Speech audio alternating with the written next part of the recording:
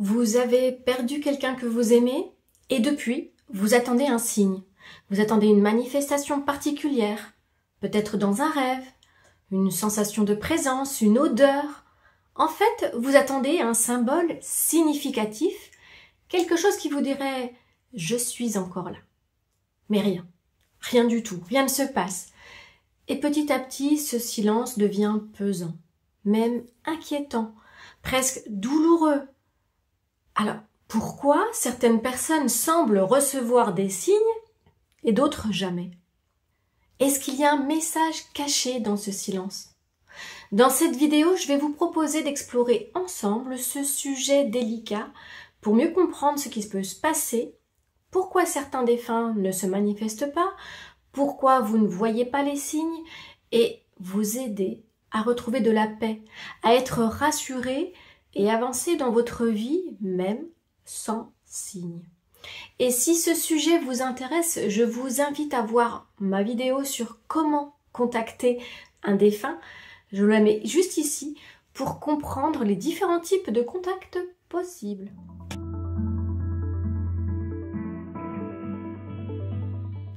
Il est tout à fait naturel, après une perte, de chercher un signe.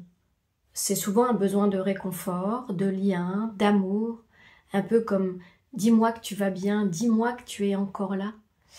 Mais parfois, cette attente, elle devient une tension intérieure. Elle devient une exigence inconsciente. Et c'est là que ça coince. Car l'invisible, le subtil, il ne s'invite pas sous la pression. Plus on attend avec une forte intensité, plus on risque de fermer la porte au ressenti. Et notre mental, finalement, il adore nous dire « Non, c'est pas possible, c'est mon imagination ». Et le subtil, par définition, il ne se prouve pas, il se ressent, il s'accueille, il se reconnaît plus dans le silence que dans le bruit. Donc, vouloir recevoir un signe, c'est un besoin d'amour, de lien, de certitude, mais très souvent, ce besoin s'exprime à travers, je le disais, le mental. Et c'est là que tout se joue. Le mental, il veut une preuve. Il exige quelque chose de visible, de clair, d'incontestable. Mais les signes passent par l'intuition, par le ressenti, et rarement par une manifestation physique évidente.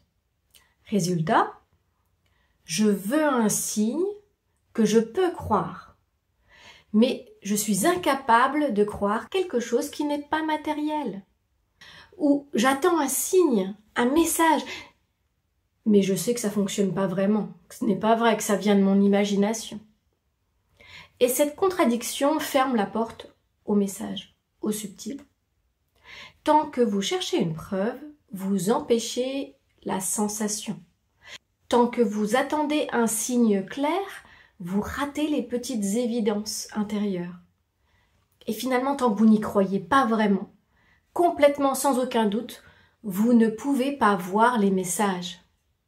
Alors c'est peut-être le bon moment de voir comment votre mental bloque cette réception, en vous posant une simple question, mais très puissante.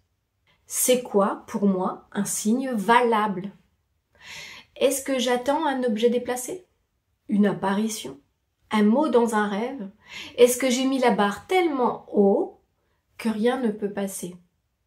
Est-ce que je m'autorise vraiment à recevoir un message? Sans doute, sans culpabilité vis-à-vis du défunt. Parce que finalement, si vous avez anticipé la forme du message, mentalement, c'est le meilleur moyen de ne pas le recevoir. Et si vous avez des regrets ou des remords vis-à-vis de la personne à qui vous pensez, et que vous ne pensez pas mériter de message, vous ne les verrez pas. Le signe, il est peut-être déjà là, mais vous l'avez écarté, parce qu'il ne correspond pas à votre représentation. Ce n'est pas l'invisible qui ne parle pas, c'est souvent nous qui ne savons pas encore entendre autrement. Le mental bloque l'intuition. Il vous maintient dans l'analyse, dans le doute, la comparaison. Oh, mon ami, il a vu une plume, mais moi non. J'ai rêvé de lui cette nuit, mais peut-être que ce n'était qu'un rêve. Mais ce que l'invisible envoie n'est pas là pour satisfaire une logique ou une preuve scientifique. C'est un message très personnel, qui se reconnaît par l'émotion qu'il réveille dans la personne qui le reçoit, pas dans sa forme. Et c'est souvent dans ces instants très simples, une sensation de chaleur, une pensée, une paix soudaine, une musique entendue au bon moment, que le lien se manifeste. Si on le laisse faire, c'est dans cette émotion que se cache souvent le vrai signe. Ce ne sont pas des preuves, mais ce sont des connexions. Les signes passent souvent par des canaux intérieurs, des rêves, des pensées spontanées, des sensations, des images. Et ces signes-là, on en reçoit plus qu'on ne le croit, mais on ne les identifie pas comme des signes. Parfois même on les rejette. C'est pas possible, j'ai inventé. C'est juste une coïncidence. Et derrière ces rejets, il y a souvent du doute, de la douleur. Et ce mélange crée une forme de brouillard émotionnel. Alors plus on est envahi d'émotions lourdes et plus le canal se brouille. L'intuition ne peut pas passer par la tristesse. Elle a besoin d'espace pour se glisser et se faire entendre. Et face au manque, face à la douleur, on peut aussi tomber dans l'excès inverse, voir des signes partout. Une voiture qui passe avec une chanson, un animal sur la route, une série de chiffres. Bon, ça peut rassurer, mais ça devient un piège mental. Ça devient même une dépendance émotionnelle. Le danger, c'est de ne plus vivre dans sa réalité, mais d'être dans l'attente permanente d'un message. Et ça peut bloquer le deuil.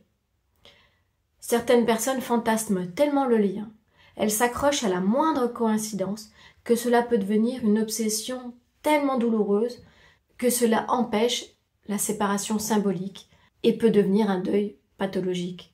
À ce sujet, je vous invite également à regarder cette vidéo sur ce deuil pathologique qui permet de vous faire comprendre quand le deuil a besoin d'être aidé. Et au final, ce n'est pas parce que vous ne recevez pas de signes que vous êtes seul. Et ce n'est pas parce que vous voyez des signes partout qu'ils sont tous authentiques. Certaines personnes ont une sensibilité intuitive développée, d'autres moins, ou pas encore. Et cela ne veut pas dire qu'on est coupé ou indigne d'un signe. Le problème, c'est qu'on n'a pas appris à les recevoir, à les capter. Et malheureusement, nous ne faisons pas partie de cultures qui transmettent ce savoir ancestral, je dirais, dès la plus jeune enfance. Recevoir un signe, c'est pas capter uniquement une info. C'est être disponible intérieurement, émotionnellement, spirituellement, à tout ce qui est possible. C'est en fait tout l'équilibre entre laisser partir et rester en lien autrement. Et comme toute ouverture, ça s'apprend par étapes. D'abord, il faut reconnaître qu'on ne maîtrise pas et qu'on ne peut pas maîtriser. Ensuite, il faut calmer son mental. Puis, il faut apprendre à accueillir l'émotion, même si elle fait peur, et savoir la distinguer, si elle fait partie de nos émotions ou si elle viendrait d'autre chose.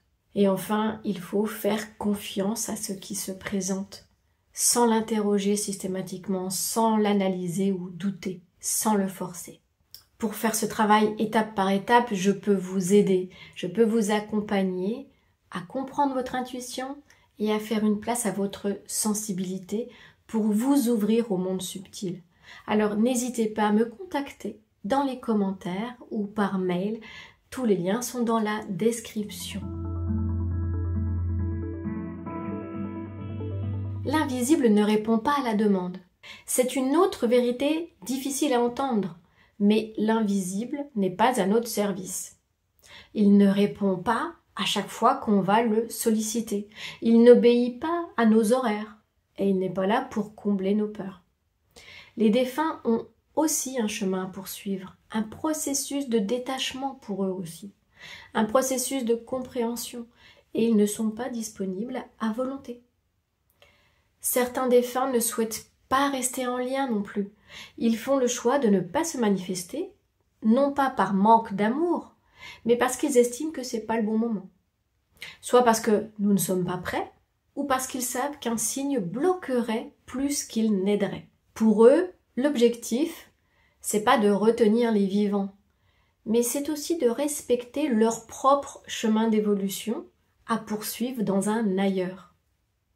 Alors ce n'est pas un rejet, c'est juste un respect. Le silence, finalement, peut être un acte d'amour, une invitation à la confiance dans la vie. Ce silence n'est donc pas un rejet, c'est surtout un « je sais que tu peux continuer ». Et d'autres défunts, il faut le savoir, sont encore en transition. Ils ne peuvent pas revenir tout de suite. Ou bien ils estiment que notre lien est suffisamment apaisé et qu'il est temps de laisser la vie reprendre sa place. Parfois, les signes sont donnés aussi à travers quelqu'un d'autre. Un rêve de votre enfant, une parole, un mot entendu par hasard, ou dans un livre. Mais comme ce n'est pas direct, on ne le reconnaît pas. Notre mental refuse de les reconnaître, encore une fois, parce que ça ne répond pas à nos exigences intérieures. Et vous l'avez compris maintenant, l'invisible n'a pas pour objectif de répondre à nos exigences. Si les signes, les manifestations se passent d'une certaine manière, c'est que cela doit se passer de cette manière. Et le sens, le pourquoi, finira bien par être compris plus tard. Ou pas. Nos croyances influencent notre expérience. Et à ce sujet, je vous invite à regarder l'épisode « Pourquoi la mort est devenue tabou ?» Car nos croyances sur la mort influent fortement notre rapport à la vie et notre rapport à la mort et à l'invisible. Nous avons tous grandi avec des croyances. Nous avons tous cheminé dans la vie avec nos principes, nos a priori, et ce qu'on nous a appris dans notre éducation, dans notre culture ou dans notre environnement. Et c'est très souvent difficile de s'en détacher. Si vous avez des croyances très ancrées, comme les morts ne reviennent jamais, ou c'est dangereux d'ouvrir les portes, alors l'invisible respecte cette posture et il s'adapte à vos croyances. Donc, si vous pensez que les défunts ne peuvent pas revenir, ils ne reviennent pas. Si vous croyez qu'il vous faut passer par un médium, alors vous n'aurez pas de signe direct. Et si vous croyez que c'est dangereux ou interdit, vous fermerez la porte inconsciemment. C'est comme une autorisation intérieure. Si vous n'y croyez pas ou si vous en avez peur, le monde subtil ne s'imposera pas à vous. Mais si vous ouvrez un espace intérieur, un espace d'accueil, de douceur, de foi simple, alors l'invisible peut s'approcher, se manifester. Le monde subtil n'impose rien, il respecte toujours notre seuil d'acceptation. Parfois vous pensez être ouvert aux signes, sincèrement. Mais si vous regardez bien intérieurement, vous trouverez un doute, une croyance qui retient cette ouverture. C'est la petite voix qui est bien ancrée au fond de vous et qui vous murmure « Mais non, ça n'existe pas. » Ou alors « Tu ne sais pas recevoir. » Ou « Tu ne mérites pas. » À la base, les croyances, elles sont là pour nous guider dans notre vie. Elles sont des repères pour grandir, pour nous protéger. Et finalement, on ne se rend plus compte que nous orientons notre vie en fonction de ces croyances, jusqu'à ce qu'elles deviennent bloquantes, limitantes. Et c'est à ce moment-là que faire un travail individuel de tri, de ménage, dans nos injonctions personnelles est très bénéfique. Vous libérer de vos croyances vous permettra de vous ouvrir à votre intuition. Plus vous allez comprendre comment vous fonctionnez, de ce qui relève de qui vous êtes vraiment et de ce qui relève de vos croyances, et plus vous pourrez ouvrir la porte à l'impossible. Sachez que même en l'absence de signes, vous pouvez entretenir une présence douce, respectueuse, en la gardant subtile et discrète. Les rituels sont essentiels. il crée un pont symbolique entre vous et le défunt. Allumer une bougie, écrire une lettre, créer un autel, un espace symbolique, prononcer le nom du défunt, lui parler intérieurement ou simplement, faire une action belle en son honneur, comme se rendre dans un lieu où il aimait aller. Mais attention, ces rituels doivent être des élans du cœur, pas des injonctions au lien, pas une façon de maintenir le lien de force. Rester en lien, c'est ne pas retenir, mais honorer la mémoire. Cela ne les fait pas revenir, mais cela les inscrit autrement dans votre vie, moins dans la preuve et plus dans la présence. Et pour cela, il nous faut accepter de ne pas tout comprendre. Il faut accepter de lâcher prise, de lâcher le contrôle et de continuer à vivre tout en portant leur mémoire dans votre cœur. Car c'est ça aussi le plus grand hommage, c'est vivre, avancer, se reconstruire et grandir en leur absence, mais avec leur présence. C'est d'ailleurs une part importante de mes accompagnements, apprendre à vivre en lien avec la mort, avec nos défunts, avec ce qui nous dépasse, sans peur ni obsession. C'est à chacun de nous d'apprendre ce qu'est la mort pour ne pas projeter nos angoisses sur ceux qui nous ont quittés, finalement.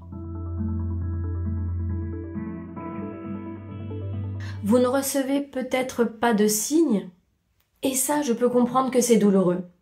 Mais ce n'est pas une punition, ni une rupture, ni une absence d'amour, ni une preuve qu'il ne se passe rien après la mort. Cela veut simplement dire que la relation change de forme et que c'est à vous maintenant de vous faire confiance, d'avancer, de vivre, de vous recentrer sur votre propre chemin, d'explorer la vie que vous avez encore à vivre. La mort, ce n'est pas une fin, c'est un passage. Et si nous l'accueillons pleinement, elle devient une clé pour avancer et pour mieux vivre, pour aimer plus fort. Et si le plus beau des signes, c'était finalement votre propre transformation.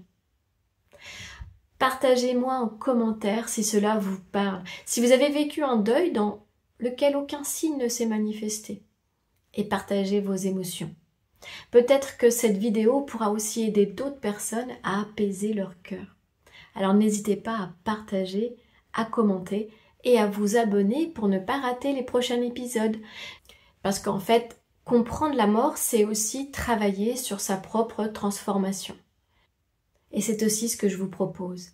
Vous aider à faire la paix avec la mort pour mieux vivre ici et maintenant. Alors si vous avez besoin d'un accompagnement pour traverser un deuil, comprendre la mort autrement, retrouver du sens, je vous accompagne avec bienveillance. Toutes les informations sur simple demande dans les commentaires ou par mail. À bientôt!